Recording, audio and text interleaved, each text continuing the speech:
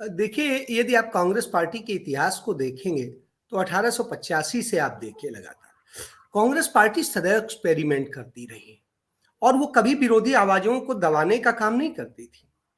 आप इन चीजों को यदि आप देखेंगे, लाल बाल पाल एक होते थे, लेकिन एक दूसरी तरफ विचारधारा थी।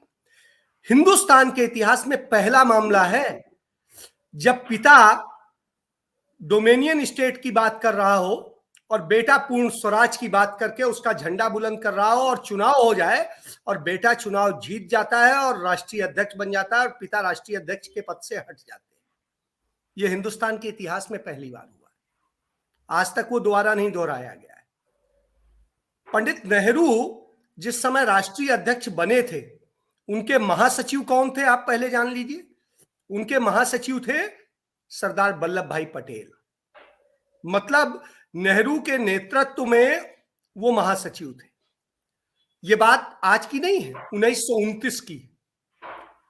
और नेहरू पहली बार वो अध्यक्ष बने थे जो 2 बार रिपीट किए थे लगातार। नेहरू ही अध्यक्ष बने थे जब पूर्ण स्वराज का प्रस्ताव पारित हुआ। नेहरू ही अध्यक्ष बने थे जब दांडी मार्च हुआ। नेहरू ही अध्यक्ष थे जब बिहार में आंदोलन हुआ। नेहरू ही अध्यक्ष थे जब लखनऊ का आंदोलन हुआ।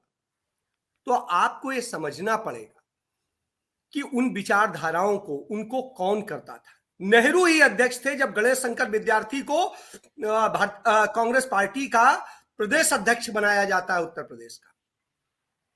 तो आप इन सब चीजों को यदि समझेंगे तो आप एक चीज समझिएगा कि वो गणेश शंकर विद्यार्थी जो खुलकर अपने अखबार में लिखते हैं और विचारधाराओं को लिखते हैं और गांधी के भी खिलाफ लिखते हैं।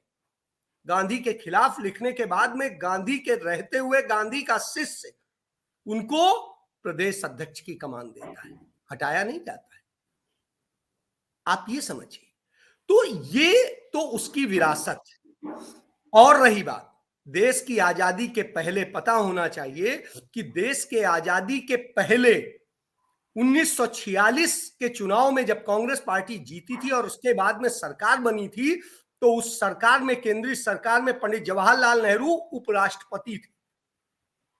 और उपराष्ट्रपति तब थे जब पाकिस्तान और बांग्लादेश भी उसका हिस्सा था। बर्मा का भी तमाम सारा हिस्सा आता था, तो अफगानिस्तान का भी कुछ हिस्सा आता था।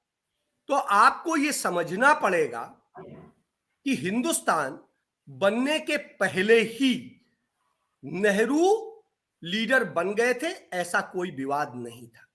नेहरू ने जो चिट्ठी लिखी है और खुद जो पटेल की चिट्ठियों का एक संग्रह है जो नवजीवन प्रकाशन अहमदाबाद ने प्रकाशित किया है, उसकी चिट्ठियां यदि आप पढ़ लीजिए, नेहरू लिखते हैं कि यह एक औपचारिकता है और इसलिए मैं आपको चिट्ठी लिख रहा हूं। आप मेरे मंत्रिमंडल के एक सुदृढ़ सदस्य हैं, लेकिन औपचारिकतावश लिख रहा हूं कि आप मंत्रिमंडल के लिए। तो उस पर जो लिखते हैं सरदार पटेल, वो किसी भी बात का जवाब है। और वो सबसे बड़ा जवाब क्या है, उन्होंने लिखते हैं कि महात्मा ने आपको अपना उत्तराधिकारी घोषित किया था और मैं उससे बाहर नहीं हूं। मेरे अशेष जीवन की वफादारी और सेवाएं आपको समर्पित रहेंगी। शब्द समझ लीजिए। तो जहां इस और वफादारी और सेवाएं दोनों चीजें कही, वो भोपाल अधिवेशन में साफ साफ कहते हैं कि मैं नेहरू के मंत्रिमंडल का एक सुदृढ़ सदस्य हूं। नेहरू ने मुझे जो जो जिम्मेदारियां दी उसके कारण मैं भारत के तमाम राज्यों को जोड़ पाया, क्योंकि उन्होंने मुझे यह स्वतंत्रता प्रदान की। क्योंकि बगैर प्रधानमंत्री, मंत्रिमंडल किसको रिपोर्ट करता है? प्रधानमंत्री करता है। बिना कैबिनेट के डिसीजन के कोई डिसीजन हो नहीं सकता। और कैबिनेट किसको वो करती है? प्रधानमंत्री को करती है।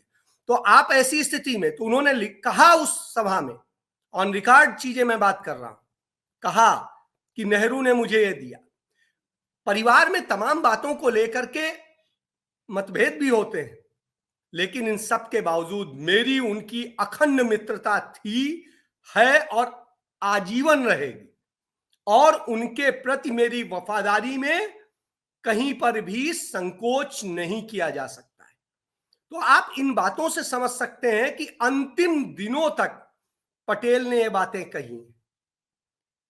तो इसलिए किसको क्या कहानी बनानी है, कैसे बनानी है, वो उसकी इच्छा है, उस पर मैं सवाल नहीं उठाता हूं। तो एक चीज तो ये है, ये कांग्रेस के इतिहास पे मैंने बात की। दूसरी चीज, यदि आज आप मौजूदा परिप्रेक्ष्य में बात करेंगे, कांग्रेस ने देश आजादी के बाद भी कितने अध्यक्ष रहे हैं जो नेहरू गांधी परिवार से अलग के रहे, जबकि 1919 के बाद में कांग्रेस पार्टी को चलाने का सारा जिम्मा नेहरू और गांधी परिवार ने ही उठाया। जब सारे लीडर्स इधर उधर की बातें कर रहे थे तो लड़ाई लड़ने के लिए गांधी नेहरू परिवार ही खड़ा था। जो G23 की बात होती है, उस G23 के लीडर्स के नाम सबके निकाल लीजिए और लिस्ट में देख लीजिए कितने लीडर्स हैं जो जमीनी तौर पर नेता हैं।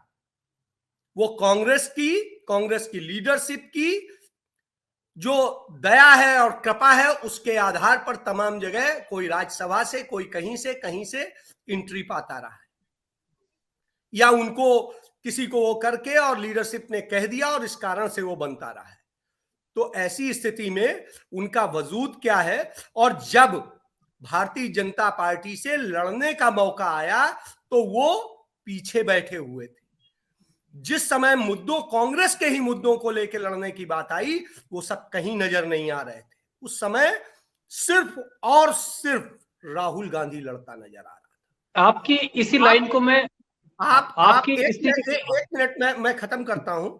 तो सबसे बड़ी चीज ये है, और जो कहानी बताई जाती है, मैं इस चीज को समझता हूं कि शायद मेरा मानना है कि सोनिया गांधी राहुल गांधी से ज्यादा प्रियंका गांधी को प्यार करती हैं, और उन्हें पता है कि आगे, क्योंकि राहुल गांधी का मैंने इंटरव्यू किया था 2008 में, जब उन्होंने यूथ प्रोजेक्ट चलाया था, और उस समय राहुल गांधी ने जो कहा था, और मैंने अपने इंटरव्यू में खुलासा किया था कि उनकी एक गर्लफ्रेंड होती थी,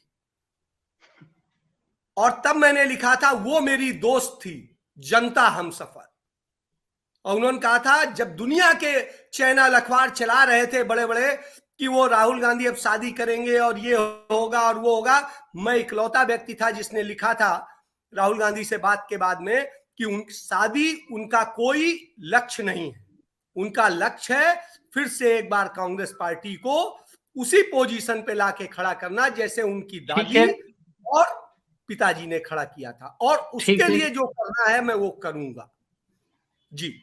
और आप हमसे जुड़े रहने के लिए सब्सक्राइब करें YouTube पर, फॉलो करें Twitter पर और लाइक करें Facebook पर। और ज्यादा जानकारी के लिए आपको टाइप करना होगा सिर्फ न्यूज़ नशा।